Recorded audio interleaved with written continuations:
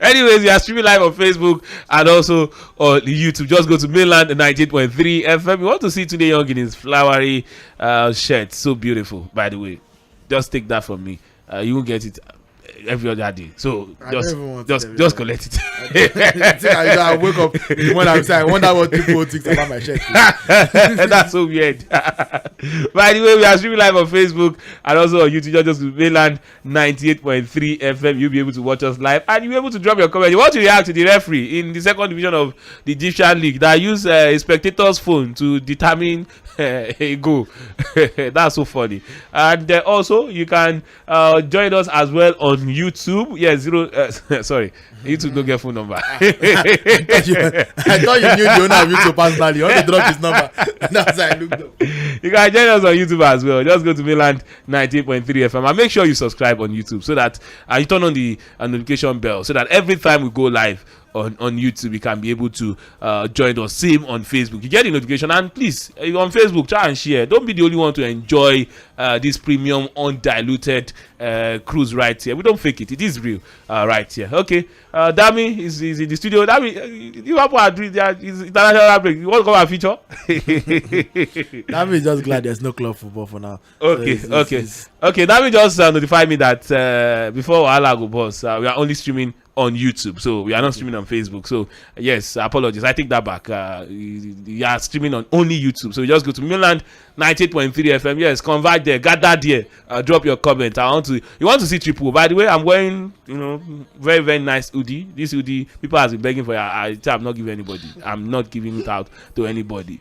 So let's just move on. By the way, Mesut Ozil, yes, he has retired from not international. He has retired from football completely, not international. Yes, he retired from international football long time ago. But the former Arsenal, Real Madrid and Germany midfielder Mesut Ozil has retired from football at the age of 34. Ozil won 9 trophies during his club career, including 4 FA Cups and the Spanish league title in 2012.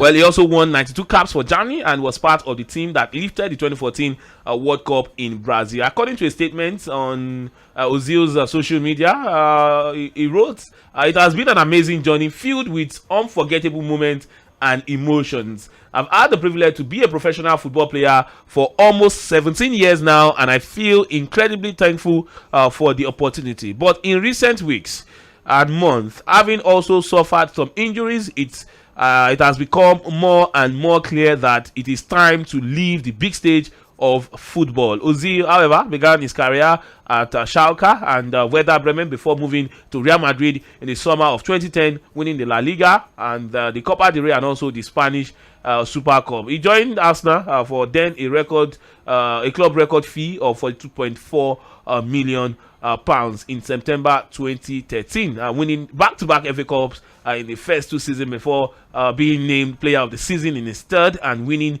the FA Cup again in 2017. So we can go on and on and on about Ozil. This is a man that has won highest assist provider in different leagues, different competitions. He needs no introduction. But yet, my question is, do you think he's underrated, Mesut Ozil? Depends on what underrated means. There's no way to determine who. Did he get enough respect, enough mention during his playing days for you? No. And again, this is my opinion. Because I genuinely believe, first of all, he's the last of his kind. There are no proper 10s again afterwards. I can't think of any number 10.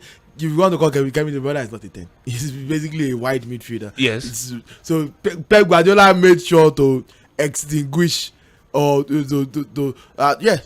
remove the 10 position, to make the 10 position extinct from football. So basically, playing with 2 wide midfielders, the same way he did at Barcelona with Busquets sitting and Iniesta and Xavi as his 2 central midfielders, able to drift wide at Metzalas and also drift inward. The same thing he's doing at City. The same thing that he did at Bayern.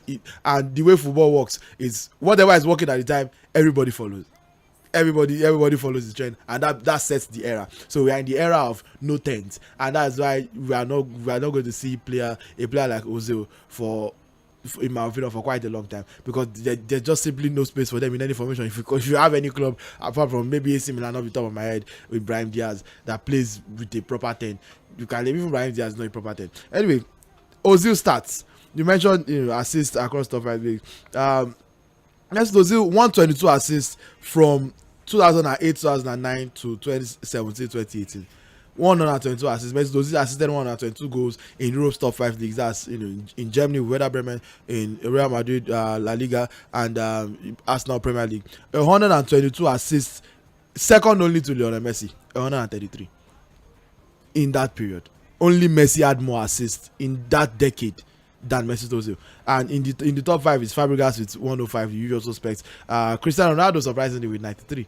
Apparently, it's not just a selfish goal-hungry tapping merchant. He can A lot of persons don't see Cristiano Ronaldo as someone that provides assist as well. Cristiano Ronaldo 93, tied with Dimitri Payet, also 93. I also know that Mesut Ozil holds the Premier League record for the most chances created in a single season, 146.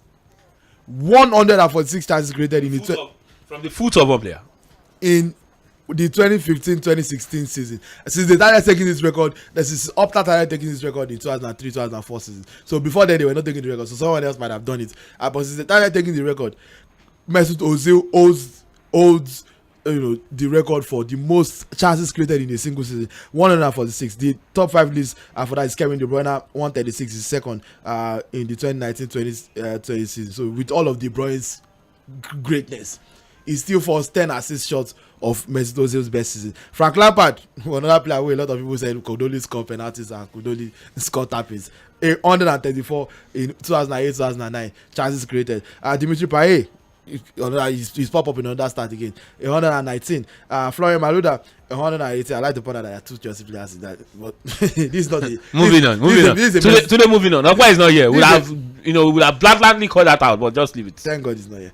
So this is a Mesut Ozil propaganda session. Anyway, look, there's nothing I can say about Ozil that you probably didn't already know. He created 10 plus chances from open play in each of his 3 World Cup tournaments. Only 4 other players have done so in 3 different World Cups. And since 96, those 4 players, Maradona, Messi, Thomas Muller, and Wolfgang Govrat. You don't even know who that 4th person is because it is so long ago. Who is Wolfgang Govrat? This is verified air. I understand. What's his name now? Thomas Muller is always been a World Cup player. He's a classic FIFA World Cup player. I understand Maradona. I mean, another classic FIFA World Cup player. Lionel Messi, of course, the GOAT himself. So it's expected. This is the verified air that Mesut Ozil is breathing in. I say all of this. I'm not just reading our stats for the sake of reading our stats. I say it to condition your mind for what I'm about to say, so that nobody will now come and say one thing. Barcelona fans are waiting. That's it. Barcelona fans are waiting. Nobody will now come and open mouth and tell me. No, you hear Xavi, you hear Iniesta. Nobody will now come and tell me. I'm not even going to involve them because I personally, everybody knows my thoughts on Iniesta, especially. I don't. Let's just move on. Before Wala we start. That's a conversation. Let's just move on. Plus, it's not a 10. But in my lifetime, since I've been watching football, which is quite a while, I have not watched a better 10 than Mesut Ozil. A better 10, a better attacking midfielder. That the player that this is his responsibility is to play in the hole. Now, let me clarify for those that are probably listening and they are thinking, 10, because a lot of persons, yes, he's a midfielder, but Fabregas is also a midfielder, but Fabregas is not a 10. He can play as a 10, but he's not originally a 10. He can be deployed as a 10. There are a lot of players that can be deployed as a 10, but they are not originally a 10. Kevin De Bruyne is a 10, but can play elsewhere. So if you are saying a 10, so what are the other persons that you'd have compared with Mesut Ozil? Thinking of the greats. the first name that came to my mind, it was Zidane first came to No. That's exclusive. No one comes close. Let me not do that. But yes, look, I don't want to call anybody. Let us just keep this on Ozil. No, I want you to call names. Today, I want you to call names. Let us keep. I want you to disrespect some people. I am trying to stay away from. I want you to disrespect some people today. Possible. I want you to drag some people. I want you to call names. What are the other persons you have compared with Mesut Ozil during his career time as a footballer? I'm talking about at his peak. The people that played together, like played in the same time, yes, or just tens across. Okay, should I extend it? Let me extend it. I want to extend it generally. Since you said since you've been watching football, which has been quite a while. Okay. First of all, I think it's better than Kevin De Bruyne. Okay, I mean, moving I'm on, not- moving I'm- on, I'm moving not on, very sensitive bias. moving on today because I want to open the phone lines. So move on. By the way, hold on before I know you are trying. You are trying to check. you have home trading. You are not the one that will come and say Real Madrid are the biggest ever in any sporting franchise. I will not back it up. So I don't want you to be an. I want you to back it up. Today I want you to back it up. So we are streaming on YouTube, by the way. Mainland 90.3 FM on YouTube.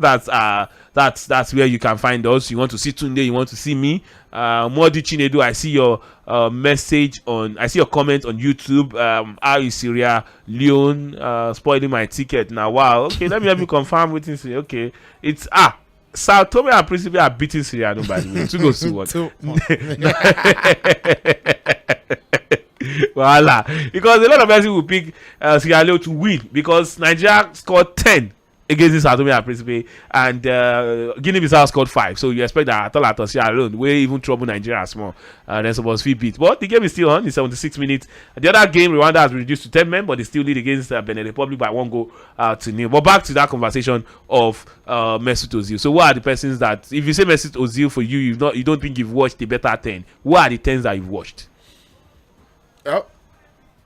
The great 10s that you've watched. Let me not just say 10 generally before you start calling some names that are off mic and come and give you slap. Say no to violence, by the way. Anyway, yeah. So the Kevin De Bruyne, the Brunos of this world, I didn't want to go there. I didn't want to go there. I didn't want to go there. But let us go there. Let us go there. Actually, let us go there. I'll say it's I think it's better than Fabregas. I think it's better than Iniesta. I think before somebody, this is the name I was avoiding. Let me just call it. Before somebody now come and say, put a Ballon d'Or on the table. I think it's better than Kaka. I think he had a better career than Kaka. And I think, like, in terms of how good he was when he was good, when they were both at their peak versus peak, I think he had a better pick than Kaka. And that's the main person that I was trying to avoid calling. But Triple has let me down. I was just going to praise Mesut Ozil and let this be a Mesut Ozil praise session, but Triple has decided to. That's part 1. Part 2. Adebayo, you retired yesterday. Where would you put him amongst African strikers now, like legendary African strikers? I think it's just right under that Drogba Eto'o. Then is the next. Where won the Ballon d'Or. So he has to be there. So he has to be like the untouchable one. But then there's Eto'o. I think Eto'o is the best African striker ever. There's Eto'o. Then there's Drogba. those are the top 3. Then right under there, I think that's where Adebayo comes in. What about Yakubu Aigbeni? Yakubu is also quite good. Emmanuel Adebayo is the 4th. What about Rashidi Yekini? Let us not do this. Why is the spirit of instigation does? Because I like violence. I don't want to be I don't want to be disrespecting people's legends. Like, even if I don't rate somebody personally, I will not. I don't want to like disrespect. Let's just leave it. This is not about Rashidi Yekini. Emmanuel Adebayo, I can tell you that is the 4th highest score in Africa in Premier League history. 97 Premier League goals. More Premier League goals, not so much. Only Mohamed Salah, Sadio Mane, and Didier Drogba have more than him. He has 2 more than Yakubu Aigbeni. So Yakubu has not done badly for himself. It's not that Adebayo played for bigger clubs, and there's a reason for that, because he's the better player. So if you are giving Adebayo and Yakubu, you take, who would you take for you? Adebayo, and that's not disrespect to Yakubu. I rate Yakubu very highly. I think his career has been unfairly characterized by that one miss and at the World Cup 2010. At the 2010 World Cup against South Korea. And I understand people are emotional, and perhaps his reaction to the miss did not also help his case much. But at the end of the day, this is still a player that scored 95 goals while playing for the likes of Everton and Middlesbrough and Portsmouth. He's a certified goal scorer. I feel Diak and he will score. And he scored. Was it Middlesbrough he helped to the UEFA? I'll confirm that. I'll confirm that, by the way. I'll confirm that. I think it was inspirational. It was yes. Yeah, it was also a key for Blackburn in their heydays as well. So yeah, in terms of strikers for mid-table teams, he was definitely one of the best. But if Yakubu had played for a top team, like a top team that creates a lot of chances, he probably might be greater than what he is. So But you never know. there's a reason he didn't play for the very best teams, because they didn't consider him that level.